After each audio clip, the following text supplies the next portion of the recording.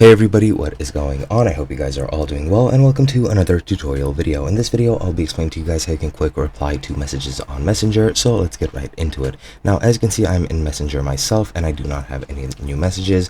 As you can see, I'm in a pretty much blank profile, which is just a test profile, and since I don't have any new messages, I can't really show you how you can quick reply. From what I've seen on mobile, it is pretty much impossible to set up an automated response. However, when somebody sends you a message, you can very easily quick reply.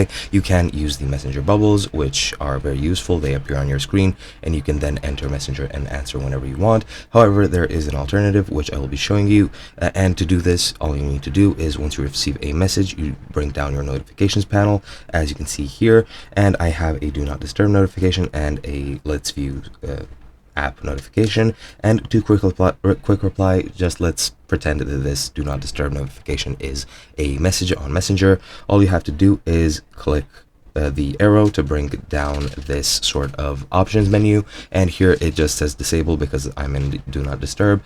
But if it were a Messenger message, it would say either mark as viewed or reply, and you just want to click reply, and then it'll open up a small text window where you can type, and then it'll bring up your keyboard and you can very easily type. So let's pretend that this disable button is the reply button. If I click that and let's say I reply to myself, you would get sort of a text message prompt just like this one without the smiley face, and you could very easily just write there, and as you can see, you have your keyboard as well, and you can very easily just reply from your notifications without the need to actually enter the application. And that is pretty much it. Hope you guys enjoyed, and I'll be seeing you guys in another video.